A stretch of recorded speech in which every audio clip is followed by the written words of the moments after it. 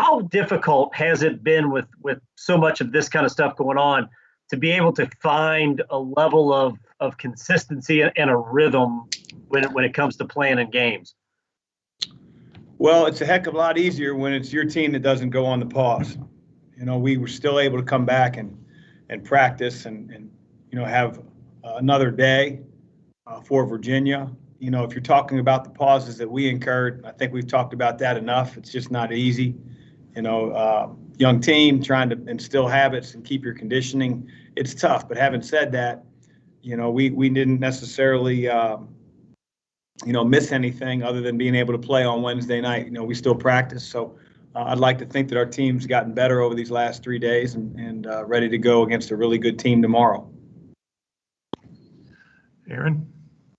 Coach, just wanted to ask about last year's ACC tournament a little bit as we get ready to go back. I heard you talk about when the NCAA tournament was canceled on Monday, but the day before you guys played, as you're trying to just prepare for a game, how successful or unsuccessful were you kind of blocking out all the happenings that were happening around the world?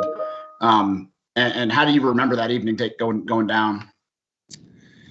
Yeah, I just remember it as a fast series of events.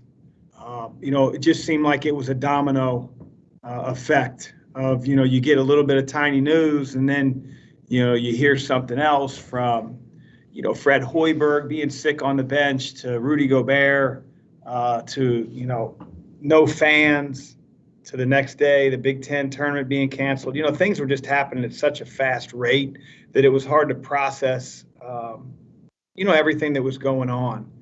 And at the same time, we had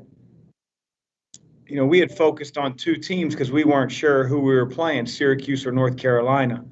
We were going to play the winner. So, while all that was happening, Tuesday and Wednesday, our thought was how do we prepare our team for two different teams, two teams that we had played previous, but, presented complete opposite challenges. And, obviously we didn't get to face Syracuse, who ultimately won. But, I thought our preparation and time in the gym and time in the film room was valuable, and we were ready to go. But, you had to be living in a cave not to know everything that was going on around you. Shannon? Sam Hauser is one of the guys that really kind of stirs Virginia's drink, and especially from three-point range. And you had seen him before when he was on Marquette and you were at Xavier. How has he evolved as a player, and what kind of challenges does he present? Well, he's older. I think he does a lot more off the dribble than he ever used to at Marquette. I think that just comes with experience and the way that opponents, play him. He's such a prolific three-point shooter that, you either become one-dimensional and just always are a terrific three-point shooter and can't get off as many shots, or you figure out ways to evolve and figure out ways to be even more successful. And so I think he's able to put the ball on the floor much better than he could at Marquette. He plays with his back to the basket at times, which I don't remember seeing at Marquette. Maybe he did, but that wasn't something in the scouting report. I think he's become a much better defensive player as well. So, like a lot of guys that mature and care about the game of basketball, he's gotten a lot better over the course of the last 2-3 years since I saw him last. Go to Andrew and then Russ. Hey, Chris, knowing that, going off sort of what Kent asked earlier, this is the last game of the regular season, and we know all the challenges you guys have had. Have you had a chance to sort of reflect on just how much of a challenge it has been to get to this point? And what did you guys learn about yourselves in this whole process of this crazy season? Yeah, don't do a lot of reflecting during the year. The only time I really do it is when I get asked questions like this, which seems to be, quite often, Andrew. And that's not being disparaging. It's just, you get questions by ESPN or your radio show or press conference about the challenges, that COVID has presented, from the pauses that we've talked about to, traveling is very strange, eating meals either in your room that are supposed to be team meals or like you're taking the ACT. Everybody's 6 feet apart and don't really look at each other. And then you walk in the gym and there's nobody in there except the other team, and it feels like a scrimmage. And that, other than our experience here at Yum, that's pretty much been what it's felt like. Having said that, we've had really good fans that have come out, as many that have been allowed. I know that that number has been upped for tomorrow. I beg and urge Cardinal fans, please come out tomorrow.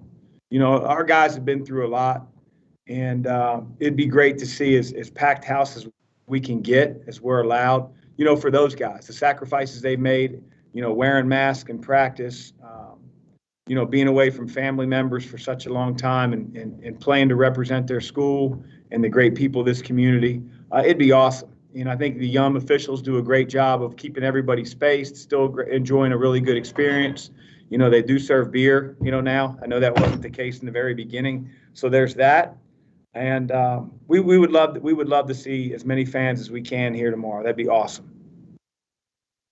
Last question from Paul.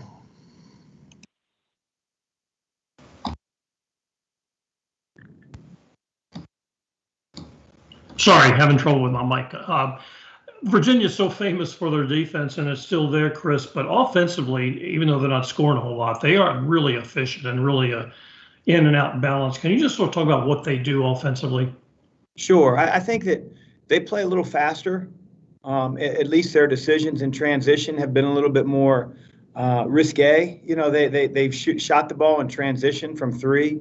It just seemed like the last few years and the times I followed, Tony's teams, whatever happened on their defensive end, they were going to walk the ball up. And that's not the case. Kihei will push it.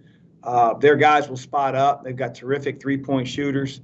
And they try to free those guys in transition maybe a little bit more than in previous years. I think they have a unique player in Jay Huff. Every time I see him, it seems like he grows, and so I'm anxious to see how tall he is this time around. But, 7'1", I never feel like does it justice.